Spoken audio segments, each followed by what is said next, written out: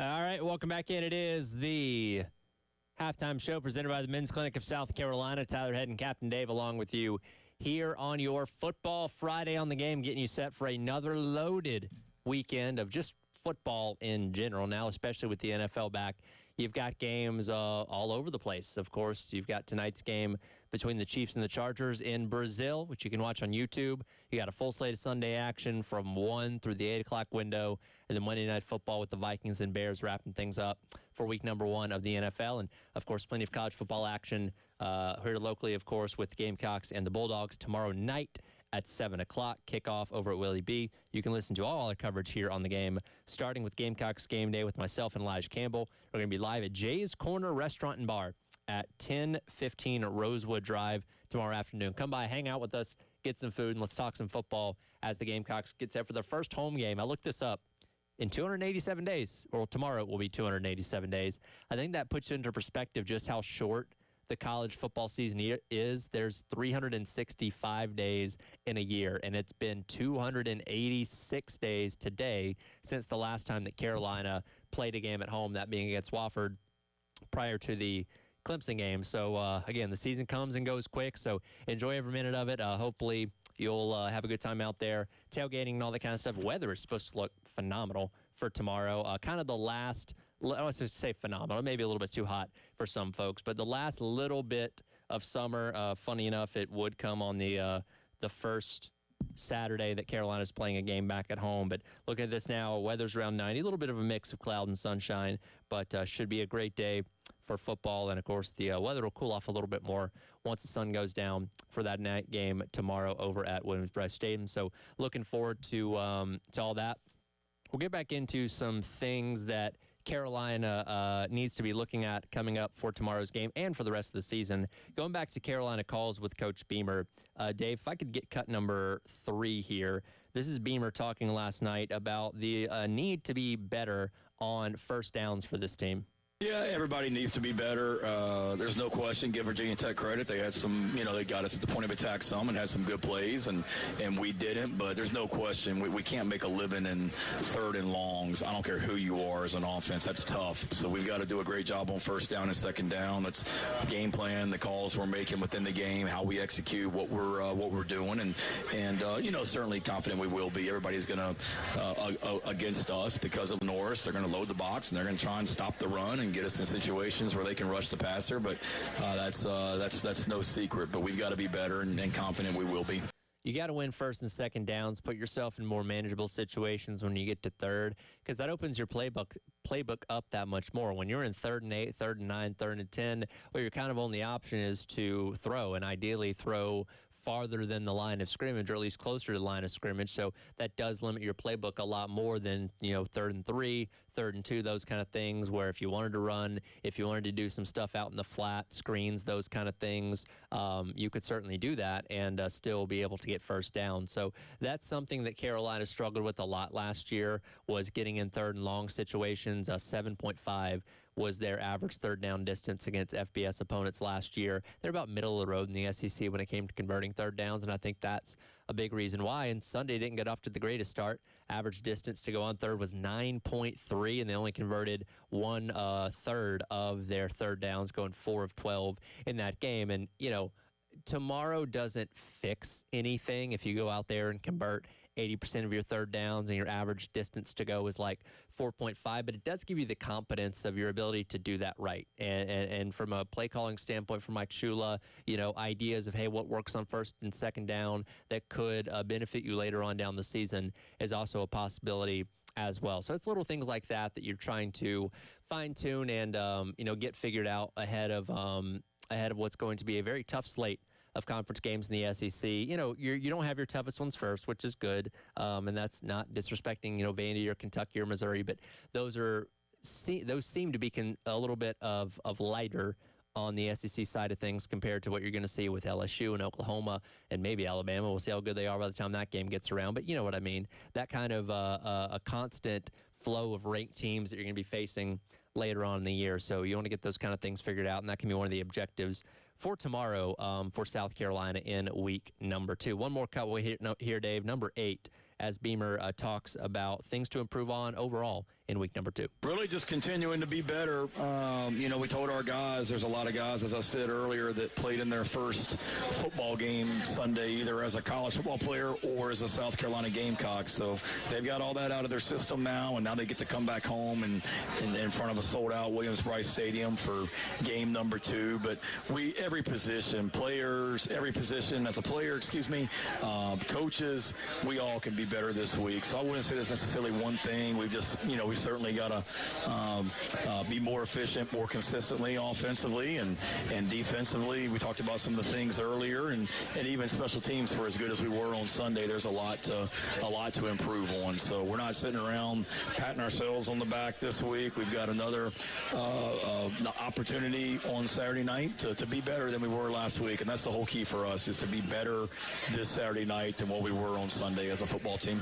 Nothing's ever perfect, right? You're always trying to improve, always trying to get better in some kind of areas. And again, last week you won, which you were supposed to do, but there was still things to improve on all 3 facets of the game. Again, offense was stagnant for the middle, portions of that game until, the fourth quarter with the touchdown to Nick Harbor and all that kind of stuff. And special teams did come out of the gate pretty strong.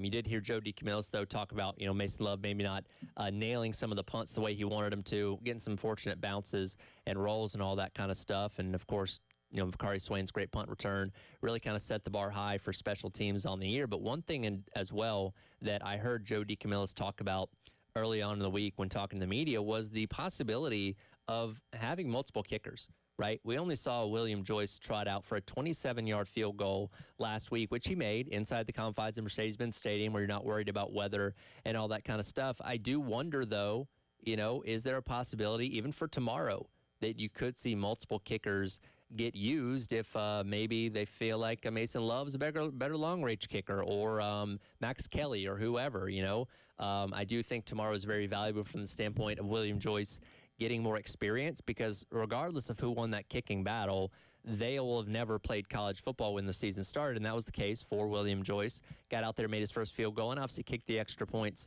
after touchdowns as well. But I tend to think that you would want to give William Joyce as much kicking as possible tomorrow, and hopefully you're scoring a lot of touchdowns, and maybe have a couple situations where you can kick some longer field goals as the game does roll along. But it's not impossible, again, based on what Joe DeCamillis said, that maybe you could have a second option for longer kicks, or be ready to pull the trigger if William Joyce isn't doing what you need him to do at that kicking spot. So that's kind of one area as well to keep your eye on, not maybe just for tomorrow, but for these next couple weeks in terms of what's going to happen with that kicker spot for South Carolina. As, again, William Joyce did his job last week, and I hope there's at least a couple situations where he can make some longer kicks. And, again, you're going to be out in the elements a little bit more, maybe a little bit of a breeze and things that, especially in a live game scenario, that are a little bit harder to simulate when you're in practice and that kind of stuff. So we'll see. Again, I think it's more valuable for Joyce to just go out there and kick most of the field goals, but we'll see if South Carolina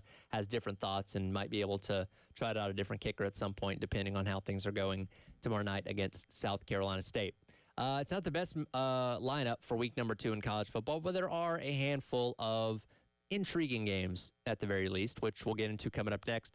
But reminder, tonight, 7 o'clock right here on the game. You got the High School Football Scoreboard Show with Elijah Campbell and Justin Hall, as they'll take you around the Midlands in the state of South Carolina, detailing everything happening on the high school football front. Again, don't miss that tonight at 7 o'clock right here on the game. It is the halftime show presented by the Men's Clinic of South Carolina. Tyler Head, Captain Dave with you on your Football Friday here on the game.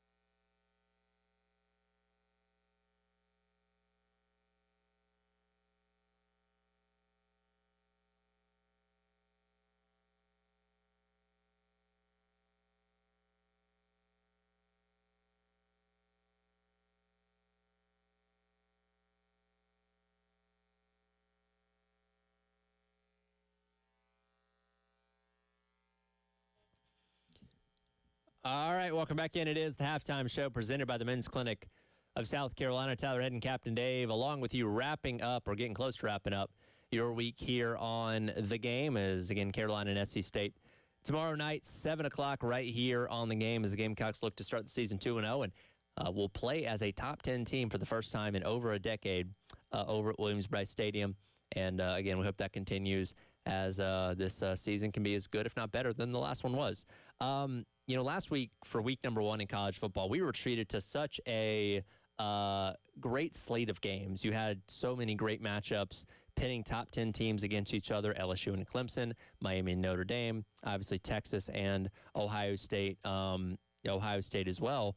And all those games lived up to the billing, depending on, I guess, what side you're rooting for there. But all those games were entertaining nonetheless. And we had some surprises as well, like Florida State and Alabama, and even TCU, obliterating UNC that maybe we didn't all see coming. So we got treated to a lot of good games last week. And unfortunately, when you start with such a strong slate, it can only be expected that maybe the week after that is going to be a little bit of a downer in terms of the overall slate of games. As a wall-to-wall, it's just not quite what it was last week. I mean, Georgia's playing Austin Peay, Ohio State's playing, Grambling, Texas is playing San Jose State. So some of the bigger dogs not necessarily being tested. Clemson's playing Troy.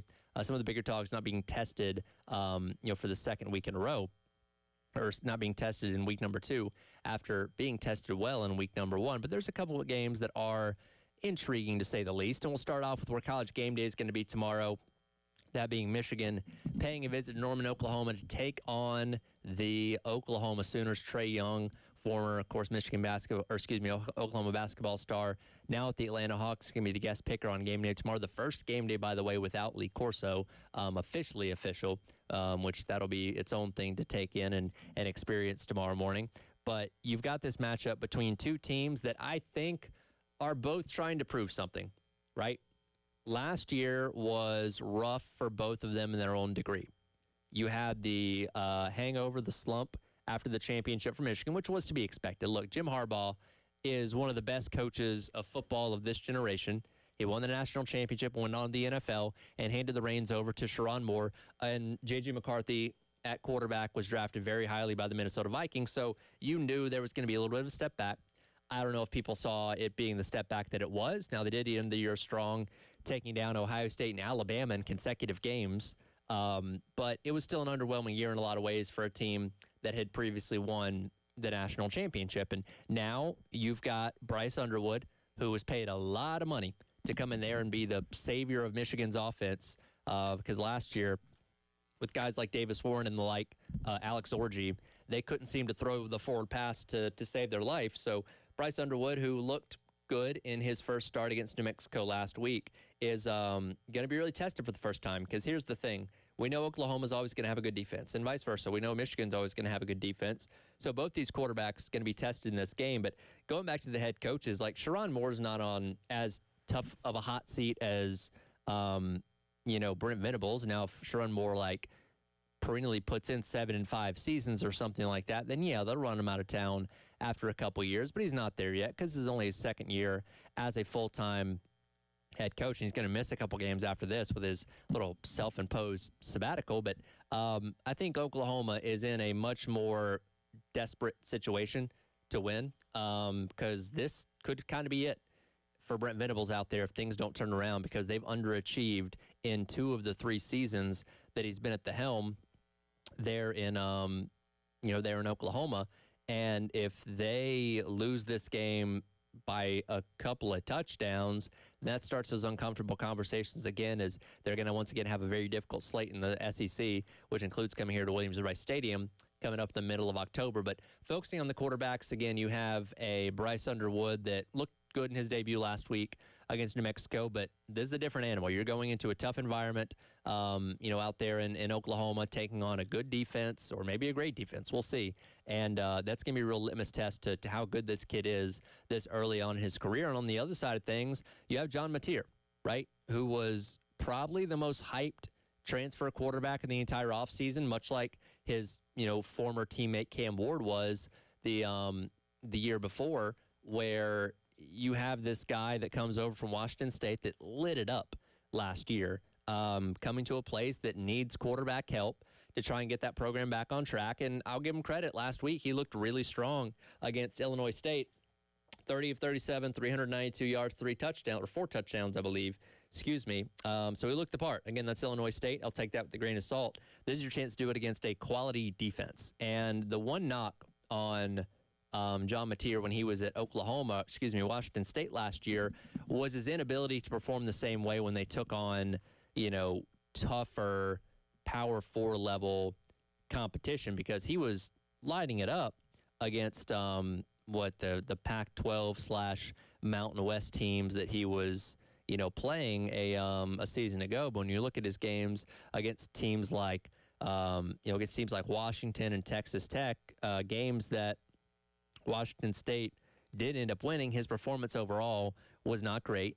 Completed under 50% of his passes between those two games, threw a couple picks, did run really well against Texas Tech, but he definitely, from a passing standpoint, was challenged a lot more when they face some more of those quality type of teams. So we'll see how he holds up tomorrow against Michigan, and which program is feeling good and which program is starting to really panic a little bit with the question of this game. The one that's probably the most intriguing for people here locally is Vanderbilt and Virginia Tech.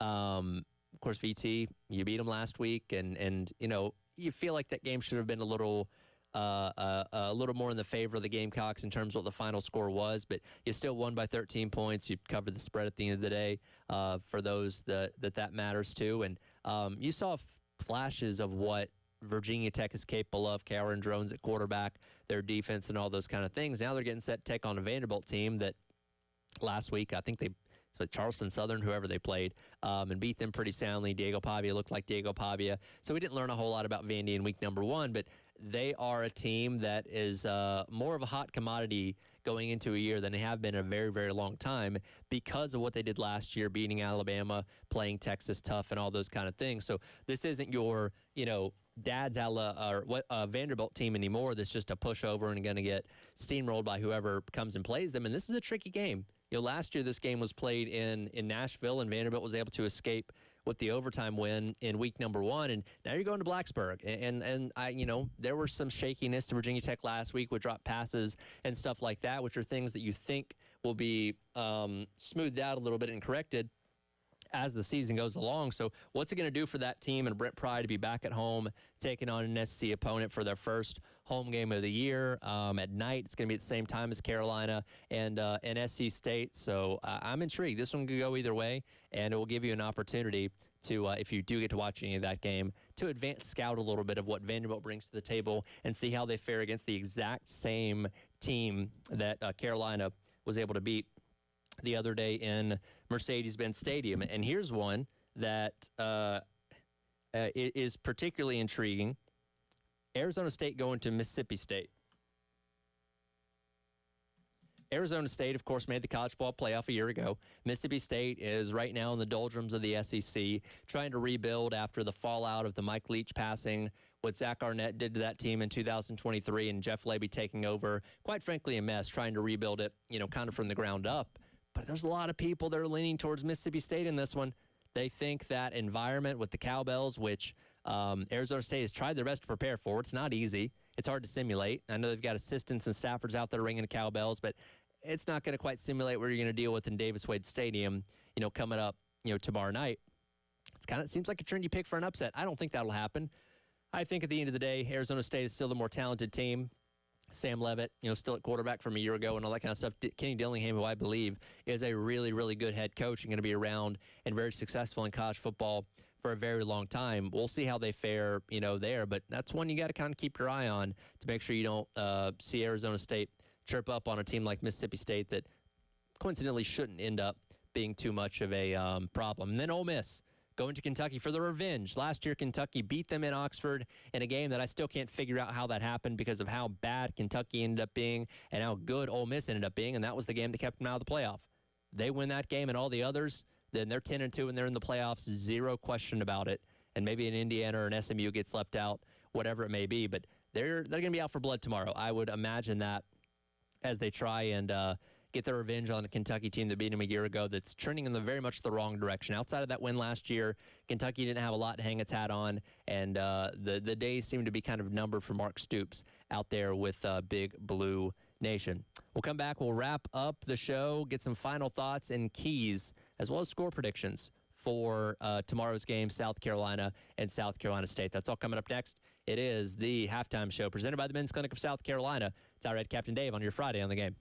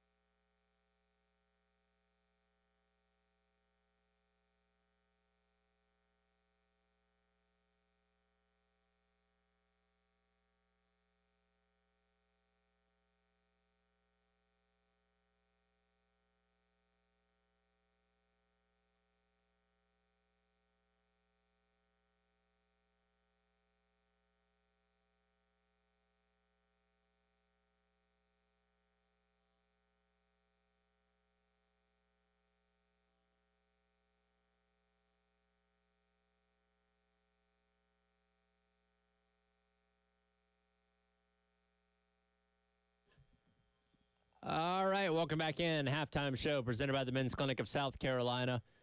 Tyler Head, Captain Dave, wrapping things up on your Friday here on the game. You know, Dave, you weren't here on Monday because you actually had to work on Sunday for the game. We give you Monday off. I didn't even ask you, how did you feel about Clemson losing last weekend? Did that bring you immense joy? It did, yes. Yeah, I would imagine so. Like, I know you're probably not the biggest Brian Kelly fan, but at least for the night, you could say go Tigers, right? Well, yeah, in that case. And LSU is my second favorite SEC team, by the way. Oh, well, I'd keep that quiet when they go to Baton Rouge here in a couple weeks. But until then, I guess things got started off on a good foot for you last weekend then. Oh, yeah. Had a good day Monday. Yeah, well, I don't think Clemson's going to lose to Troy this weekend, but if they did, I know you would be the happiest person on the face of the planet if they did. Go Troy, pulling for them all the way. Do you know Troy's mascot, by the way? Trojans? Trojans, that's right, Troy Trojans. Formerly Troy State Trojans, not anymore. But that game's happening in the upstate, again, as Clemson comes off of the loss last week to LSU, and we're obviously focused here locally on South Carolina and SC State as the Gamecocks take on the Bulldogs. And look, we've talked about this all week long. We know what these games are.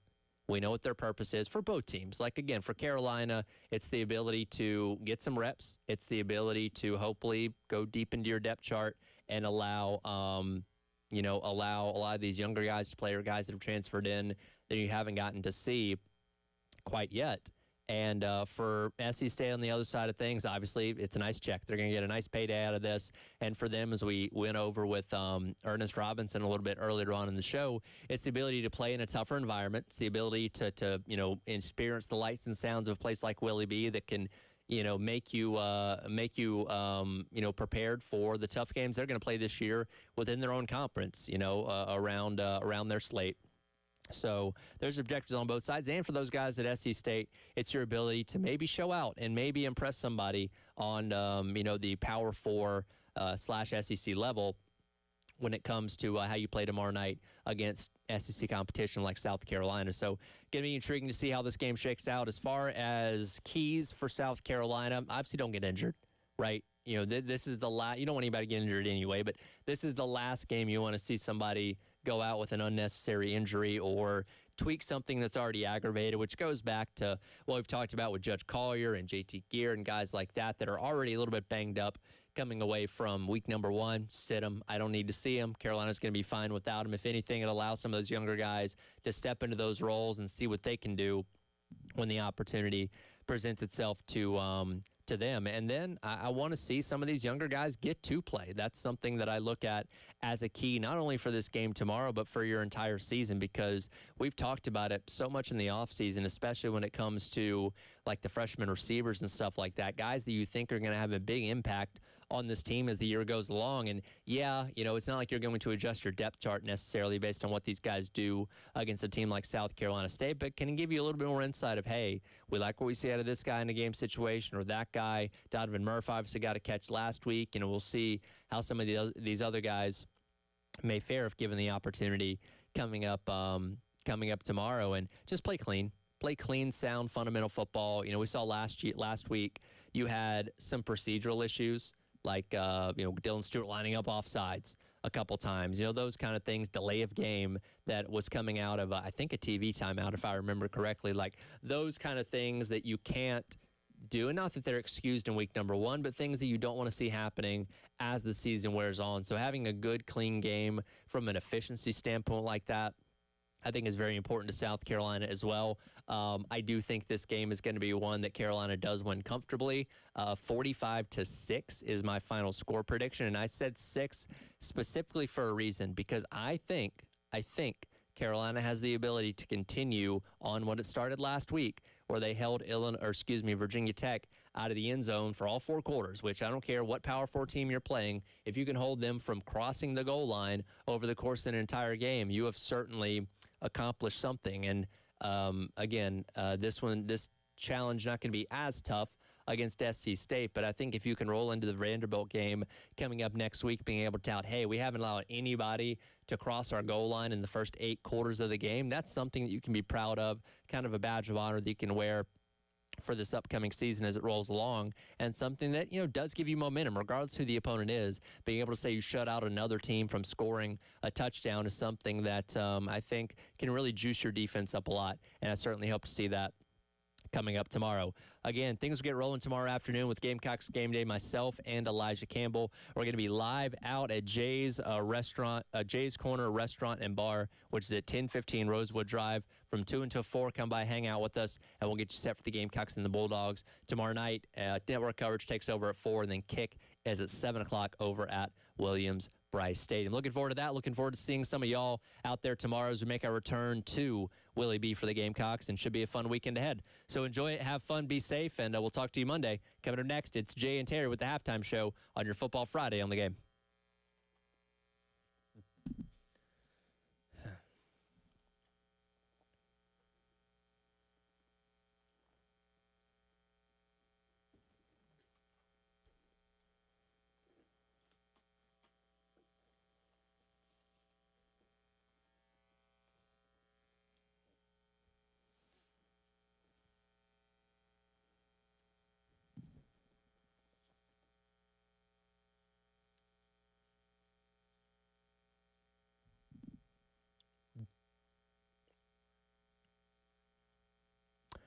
Tyred here for the mortgage guru, Jacob Crowder with First Palmetto Bank. If you're looking for a mortgage guru, Jacob Crowder has got you covered. He's helped so many 107.5 Game listeners and can help you too. And we at the Game personally recommend him. Owned and operated